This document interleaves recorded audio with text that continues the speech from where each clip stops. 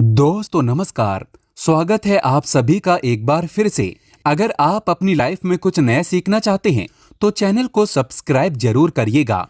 दोस्तों जैसा कि आप हमारी वीडियो के टाइटल में देख ही चुके हैं कि तुलसी के इस टोटके से 24 घंटे में बदल जाएगी आपकी दुनिया। जी हाँ, आज हम आपको देव उठनी एकादशी संबंधित संपूर्ण जानकारी बताएंगे। हिंदी पंचांग के अनुसार कार्तिक महीने के शुक्ल पक्ष की एकादशी को देव उठनी एकादशी के नाम से जानते हैं। इसे कई जगह देव उठान एकादशी भी कहते हैं और ये 2022 में इस वर्ष 4 नवंबर को देव उठनी एकादशी का व्रत रखा जाएगा और इस दिन भगवान श्री हरि भगवान विष्णु जी की हम सब पूजा अर्चना करते हैं और धार्मिक मान्यता है कि एकादशी की तिथि को सच्ची श्रद्धा और भक्ति भाव से भगवान विष्णु की पूजन करने से, उपासना करने से व्यक्ति की सभी प्रकार की मनोकामना पूर्ण होती है। सनातन धर्म में निहित है कि देव उठनी एकादशी को भगवान विष्णु जी अपनी योग निद्रा से जागृत होते हैं, अर्थात योग निद्रा से जागते हैं और इससे पूर्व 4 महीने अर्थात चतुर्मास के दिन में भगवान विष्णु जी क्षीर सागर में सोते हैं। और यह भी कहा जाता है कि इस दौरान जैसे कि भगवान विष्णु जी देवसैनी एकादशी के दिन सोते हैं तो 4 महीने तक कोई भी मांगलिक कार्य नहीं किए जाते। 4 महीने तक जो सृष्टि के कार्यभार होते हैं भगवान शंकर जी संभालने का काम करते हैं, लेकिन देव उठनी एकादशी के बाद सभी मंगल कार्य शुरू हो जाते हैं। भगवान विष्णु जी योग निद्रा से उठ जाते हैं। देव उठनी एकादशी से जैसे कि शादी है, सगाई है, जितने भी मांगलिक कार्य होते हैं ये सब शुभारंभ हो जाते हैं। आसान शब्दों में कहे जाए तो मांगलिक कार्य जितने भी होते हैं देव उठनी एकादशी से शुरू हो जाते हैं। तो आज का जो हमारा वीडियो का विषय है बहुत ही सुंदर है। आज मैं आप लोगों को एकादशी संबंधित संपूर्ण जानकारी बताऊंगा। साथ ही इस वीडियो में मैं आप लोगों को बताऊंगा कि देव उठनी एकादशी के दिन हमें क्या करना चाहिए जिससे हमारी आध्यात्मिक उन्नति हो। आध्यात्मिक उन्नति के साथ साथ हमें मोक्ष की प्राप्ति भी हो। मृत्यु के बाद व्यक्ति को मोक्ष ही चाहिए। साथ ही इस वीडियो में मैं आप लोगों को बताऊंगा कि देव उठनी एकादशी के दिन तुलसी मैया में कौन सी ऐसी चीज चढ़ाने से 24 घंटे के भीतर ही हमारी मनोकामना पूर्ण हो जाएगी। तो ये वीडियो ध्यान से देखिएगा। तो आइए इस वीडियो में जानते हैं देव उठनी एकादशी की तिथि। इससे पहले अगर आपने अभी तक हमारे चैनल को सब्सक्राइब नहीं किया है तो चैनल को सब्सक्राइब करके बेल आइकन जरूर दबाइएगा। अगर आप माता तुलसी की कृपा प्राप्त करना चाहते हैं तो सच्चे हृदय से कमेंट बॉक्स में लिखें जय माता तुलसी। तुलसी माता आपकी हर इच्छा अवश्य पूर्ण करे। मां तुलसी के लिए एक लाइक तो बनता है।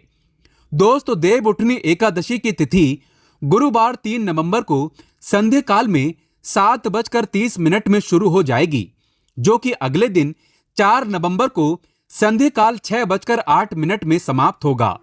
व्यक्ति 4 नवंबर को भगवान विष्णु जी की पूजा और उपासना कर सकते हैं। एकादशी का व्रत रख सकते हैं। 5 नवंबर को सुबह 8:52 में इनका पारण कर सकते हैं। देव उठनी एकादशी की पूजन विधि ध्यान से सुनिएगा।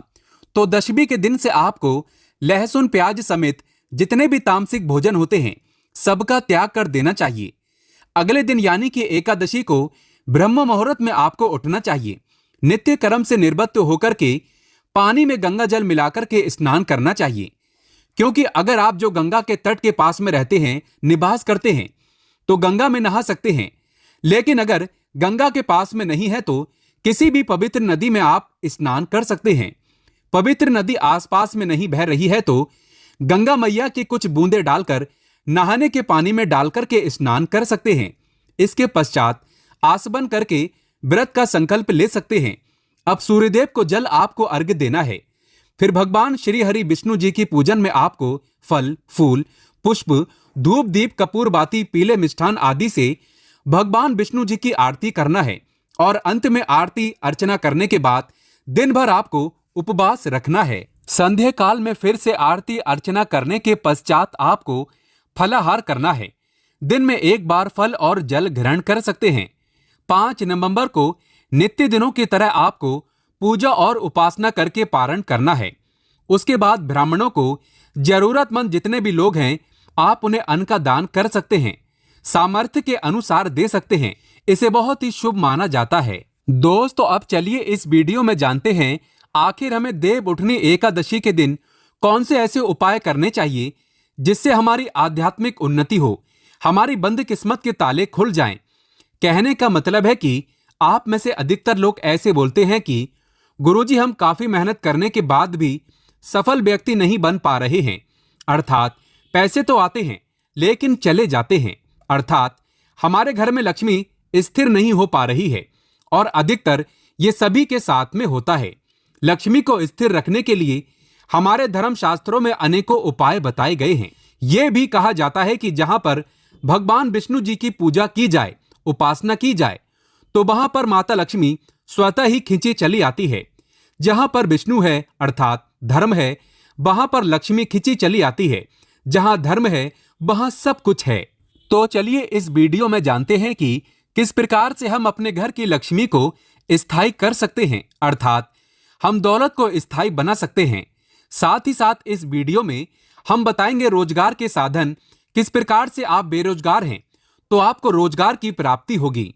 धन दौलत के साथ साथ सुख संपत्ति एवं धर्म की प्राप्ति करने का सबसे सरल आसान विधि बताएंगे। दोस्तों, भगवान विष्णु को प्रसन्न करने के लिए देव उठनी एकादशी के दिन भगवान विष्णु जी को केसर और दूध से ध्यान से सुनना। जो दूध है उसमें केसर मिलाकर के, तो केसर युक्त दूध से भगवान विष्णु जी का अभिषेक करना चाहिए। ऐसा करने से व्यक्ति के सभी प्रकार की मनोकामना की पूर्ति होती है। इससे भगवान विष्णु प्रसन्न होते हैं। ये जो उपाय है ये शास्त्रों में लिखित उपाय है। ये उपाय बहुत ही प्रभावी और चमत्कारी उपाय है। चाहे कोई भी विशेष प्रकार की मनोकामना हो और वो मनोकामना आपके लंबे समय से पूर्ण नहीं हो पा रही हो, तो ये उपाय करने से वो मनोकामना शीघ्र ही पूर्ण हो जाती है। यदि कोई व्यक्ति आर्थिक तौर पर बहुत समस्याओं को झेल रहा है तो वो देव उठनी एकादशी के दिन भगवान विष्णु जी की पूजा करे, उन्हें कुछ पैसे अर्पित करे। पैसे अर्पित करते समय आपको बोलना है कि हे भगवान, ये पैसे मैं आपको अपनी आर्थिक उन्नति के लिए समर्पित कर रहा हूं, कृपया आप इसे स्वीकार करें। इस प्रकार से आपको प्रार्थना करना है। और इसके बाद पूजन के उपरांत इन पैसों को भगवान विष्णु जी का आशीर्वाद स्वरूप मानकर आप इसे अपनी तिजोरी में रखें या पर्स में रखें। ऐसा करने से धन लाभ होता है और पैसों से जुड़ी जो भी समस्या आपके जीवन में होती रहती है वो समस्या समाप्त हो जाती है। ये पैसे फिर साधारण पैसे नहीं रह जाते, इसमें भगवान विष्णु की शक्तियां जागृत हो जाती हैं। ये साधारण पैसे नहीं होते, इसे आप संभाल कर रखें। ये साक्षात नारायण का आशीर्वाद बन जाते हैं। जहां पर नारायण का आशीर्वाद हो, भगवान विष्णु जी का आशीर्वाद हो, वहां पर फिर लक्ष्मी फलती फूलती है। कहने का मतलब है कि आध्यात्मिक उन्नति होती है। दोस्तों, देव उठनी एकादशी के दिन भगवान विष्णु जी को तुलसी के पत्ते के साथ सफेद रंग का भोग जरूर अर्पित करें।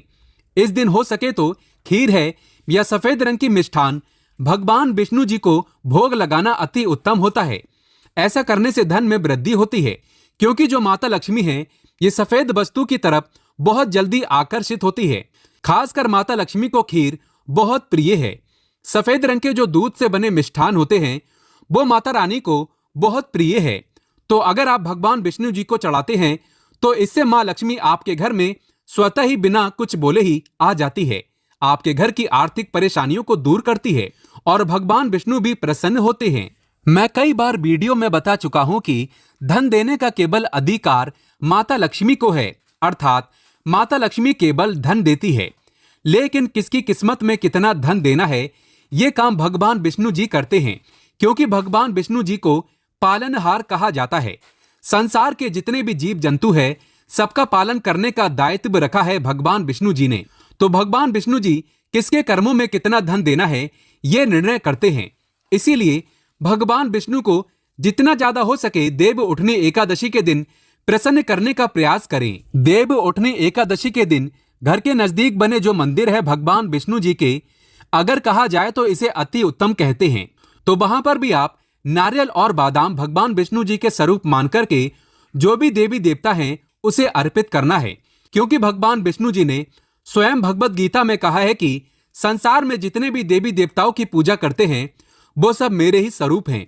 इससे आपके रुके हुए जो भी कार्य हैं वो कार्य पूर्ण हो जाते हैं और उनका परिणाम आपको तत्काल मिलता है। जो आसपास के आपके मंदिर हैं वहां पर संध्या काल के समय में नारियल और बादाम जरूर अर्पित करना है। बादाम की संख्या 5 रखना है। साथ ही इस वीडियो में आइए जानते हैं देव उठनी एकादशी पर ये 9 बातों का विशेष रूप से आपको ध्यान रखना है। आप सफल हो जाएंगे। सफलता प्राप्त करने के लिए कौन से ऐसे 9 विशेष रूप हैं, जानकारियां हैं और उपाय हैं, आइए जान लेते हैं। तो देव उठनी एकादशी पर तुलसी विवाह अगर आप कराते हैं तथा अगर विष्णु जी की आप पूजन करते हैं तो विशेष रूप से कुछ आपको सावधानी रखनी चाहिए, या फिर आप हो सके तो ये उपाय जरूर करना, ये सावधानी जरूर बरतना है। तो तुलसी के पौधे के चारों तरफ आपको स्तंभ जरूर बनाना चाहिए, फिर तोरण जरूर सजाना चाहिए। रंगोली से अष्टदल कमल जरूर बनाएं। शंख, चक्र और गाय के पैर, ये तीनों चीज जरूर बनाना चाहिए। ऐसा माना जाता है कि इस दिन शंख, चक्र और गाय के पैर बनाए जाते हैं तो ऐसे घर में भगवान नारायण तथा माता लक्ष्मी अस्थायी रूप से वास करती है। इनके दिव्य शक्तियां सूक्ष्म रूप से आपके घर में वास करती है। तुलसी के साथ आंवले का गमला इस दिन जरूर लगाना। तुलसी के साथ साथ आंवले का भी पूजन जरूर करना, क्योंकि आंवले को भगवान विष्णु जी अर्थात नारायण जी के स्वरूप माना जाता है और तुलसी माता को लक्ष्मी जी का स्वरूप कहा गया है। जिस प्रकार नारायण के बिना तुलसी अधूरी है, उसी प्रकार तुलसी के बिना नारायण भी अधूरे हैं। अर्थात भगवान जो नारायण हैं ये आंवले के स्वरूप में विराजमान होते हैं और माता तुलसी जो हैं ये लक्ष्मी के स्वरूप कहे गए हैं। ये माता लक्ष्मी तुलसी के रूप में विराजित हैं। इस दिन हो सके तो तुलसी का पंचो उपचार से पूजन जरूर करना। दोस्तों, दक्षाक्षरी मंत्र तुलसी का आप जरूर जपना।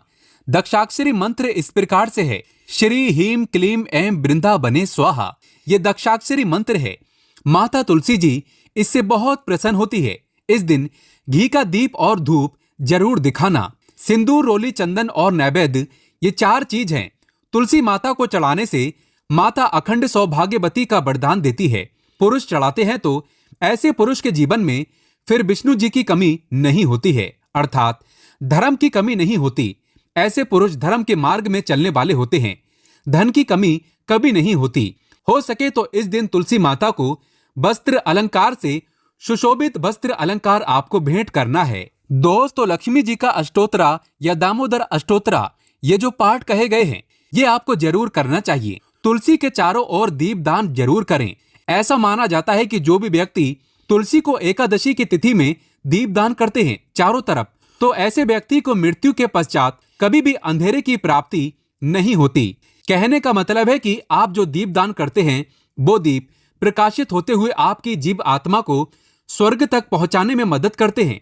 हो सके तो इस दिन दीपदान जरूर करें और दान करने से हमारे पूर्वज की आत्मा को भी शांति मिलती है। जो हमारे पूर्वज किसी कारणवश नरक भोग रहे, किसी कारणवश उन्हें स्वर्ग की प्राप्ति नहीं हो रही, तो दीपदान करने से उन्हें स्वर्ग की प्राप्ति होती है। दोस्तों, एकादशी के दिन भगवान विष्णु जी को तुलसी जरूर चढ़ाना चाहिए। ऐसा माना जाता है कि इस दिन एक तुलसी का पत्ता चढ़ाने से 10,000 गौदान के बराबर की प्राप्ति होती है। भगवान नारायण को इस दिन केवल एक तुलसी का पत्ता चढ़ाने से 10,000 गौदान के बराबर धन की प्राप्ति होती है। लेकिन आज के दिन जान लीजिए, अर्थात इस दिन देव उठनी एकादशी के दिन गलती से भी तुलसी का पत्ता नहीं तोड़ा जाता, जो कि पत्ते आपको पहले से ही तोड़कर रखना है।